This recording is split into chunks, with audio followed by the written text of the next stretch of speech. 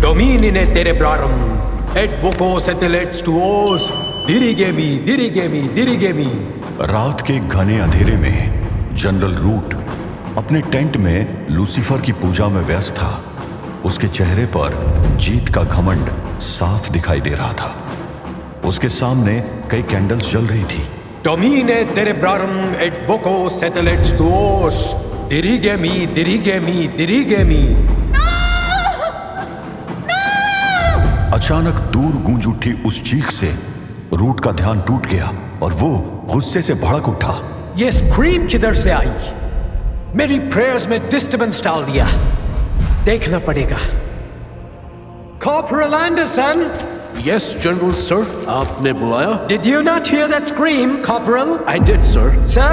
Root का सवाल सुनकर कॉर्पोरल कंफ्यूज हो गया। मैं आपका क्वेश्चन समझा नहीं, सर। तुमने वो स्क्रीम सुनकर क्या एक्शन लिया? No, nothing, sir. And may I know why? मुझे लगा कि वो किसी विलेज वुमन की स्क्रीम है। कॉर्पोरल का जवाब सुनते ही जनरल रूट के चेहरे का भाव बदल गया। उसकी आवाज में गुस्सा अब खुलकर झलक रहा था। तुमने सोचा? Do you know कि इस रेबल लीडर को कैप्चर करने के लिए मैंने कितना एफर्ट किया है? तुम्हारे सोचने के कारण अगर कुछ हो गया तो सर लॉरेंस को रिप्लाई कौन देगा? Not you. क्या पता ये स्क्रीम इस रेबल के किसी साथी की हो जो इसको रेस्क्यू करने आसपास घूम रहे हो। क्या तुमने इस डायरेक्शन में सोचा, corporal? No, sir. As expected. पता नहीं तुम्हें कॉर्पोरल किसने बना दिया। Now, do as I say. एक सर्च पार्टी लो, horse mounts only, and find out कि ये स्क्रीम किसका था। जो भी मिले, execute them on the spot. Understood, Corporal? Understood, sir. But, sir. What? Sir, क्या ये बेटर नहीं होगा अगर हम सबको पकड़ के ले आए? If they are rebels, हमें उनसे बहुत इंफॉर्मेशन मिल सकती है। कॉर्पोरल का बोलना जनरल रूट के गुस्से में वही काम कर गया जो आग में घी का होता है।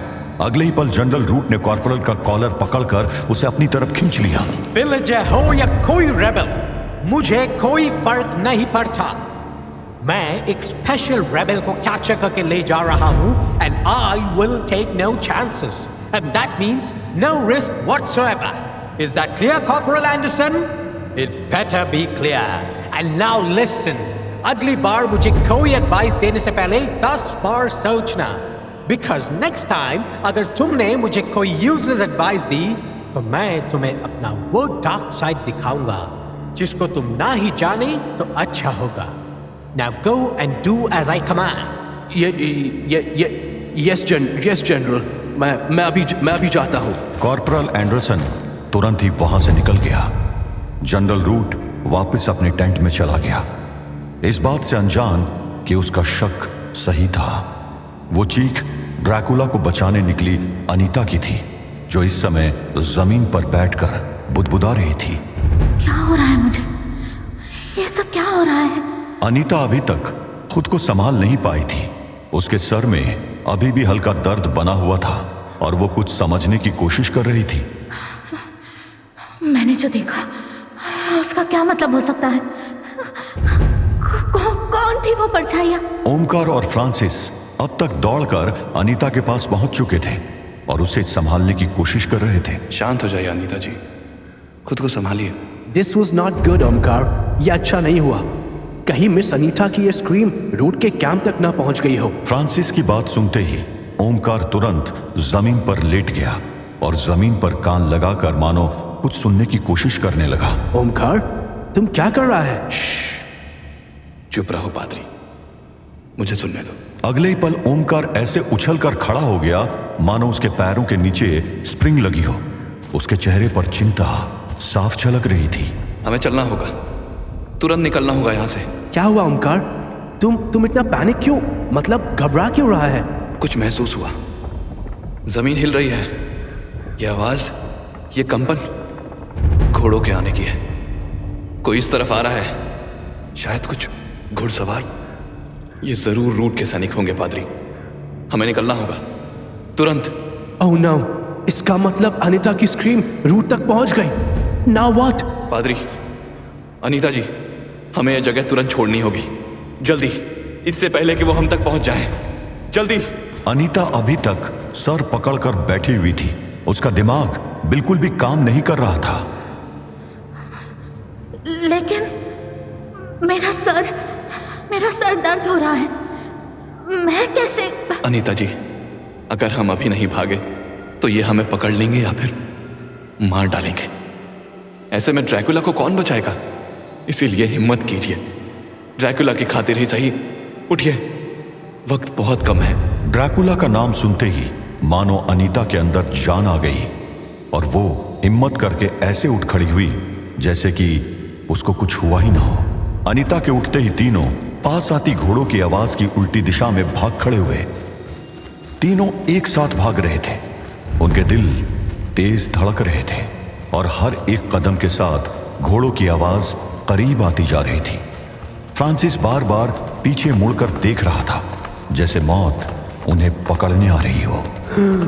वो बिल्कुल हमारे पीछे है। अनीता जी, तेज भागिए, आगे घना जंगल है।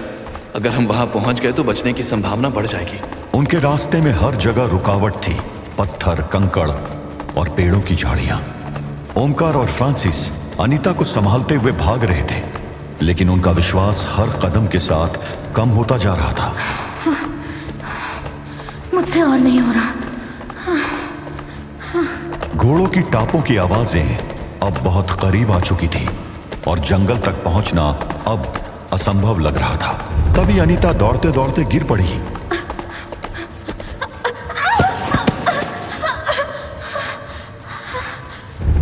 अनीता के गिरते ही ओमकार और फ्रांसिस पलटकर उसी ओर वापस भागे। उधर अनीता की वो चीख उन घुड़सवारों के लिए काम कर गई। कुछ ही पलों में तीनों गिर चुके थे। घोड़े पर सवार 5 सैनिक उन तीनों को घेर कर खड़े थे। ओह माय, ये देखो कौन है। पेस्टर फ्रांसिस और वो इंडियन चोर ओमकार। जनरल सर बहुत खुश होंगे इनको देखकर। तुमने जनरल का ऑर्डर सुना नहीं क्या? Bring no prisoners, execute on the spot. Okay okay, जैसा जनरल सर ने कमांड दिया है वैसा ही होगा। Prepare arms. पांचों ने अपनी अपनी राइफल्स का मुंह उन तीनों की तरफ कर दिया। वो पांचों इतने डिस्टेंस पर खड़े थे कि ओमकार या फ्रांसिस के लिए कुछ भी करना पॉसिबल नहीं था। तभी अचानक मानो चमत्कार हो गया। गोली चलने से पहले कहीं से एक तीर चल गया। पहला वार हुआ। एक तीर सीधा एक सैनिक के गले में घुस गया और वो सिपाही जमीन पर जा गिरा मुर्दा। इससे पहले कि बाकी अंग्रेज कुछ समझ पाते, एक और तीर हवा को चीरता हुआ आया और ओमकार पर बंदूकतानी सिपाही के सर में घुस गया। अगले ही पल वहां एक जोरदार आवाज गूंज उठी, मारे इन अंग्रेजन के, एक और जिंदा ना बचन पाए। अगले ही पल जंगल के अंदर से बहुत सारे आदिवासी दौड़ते हुए बाहर आ गए। उन्होंने तलवारों और लाठियों से अंग्रेजों पर हमला बोल दिया। उन आदिवासियों ने हर तरफ से अंग्रेज सिपाहियों पर हमला बोल दिया था। अंग्रेज सिपाही इस अचानक हमले के लिए बिल्कुल तैयार नहीं थे। एक सिपाही अपने घोड़े से गिरते ही ट्राइबल्स के बीच में फंस गया, लेकिन इससे पहले कि वो कुछ करता, आदिवासियों ने उस पर लाठियों की बारिश कर दी। कुछ ही देर में घोड़े से गिरा अंग्रेज भी लहूलुहान पड़ा था।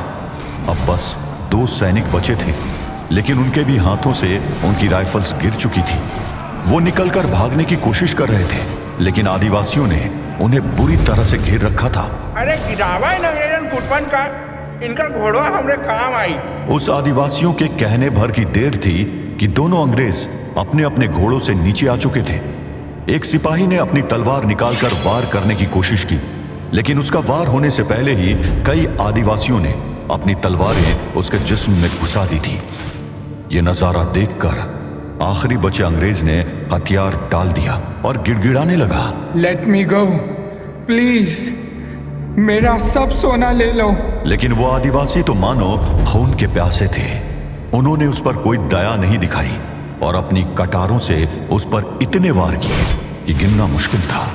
देखते ही देखते 5 अंग्रेज सिपाही मौत की नींद सो चुके थे। ब्रिटिश कैवलरी का सफाया हो चुका था। जंगल के ये माहिर सिपाही गुरिल्ला वारफेयर में इतने होशियार थे कि एक भी अंग्रेज जिंदा नहीं बच पाया था। ओमकार, फ्रांसिस और अनीता हैरानी से ये सब होते हुए देख रहे थे। तभी वो आदिवासी उन तीनों की तरफ पलटे और इससे पहले कि वो तीनों कुछ समझ पाते, एक आदिवासी तेजी से उनकी तरफ बढ़ा और उसने फ्रांसिस को कस के पकड़ लिया। अगले ही पल फ्रांसिस चुप हो गया क्योंकि एक कटार उसकी गर्दन पर थी। वो आदिवासी चिल्लाते हुए बस इतना ही बोला, अंग्रेज गोरा हमार दुश्मन।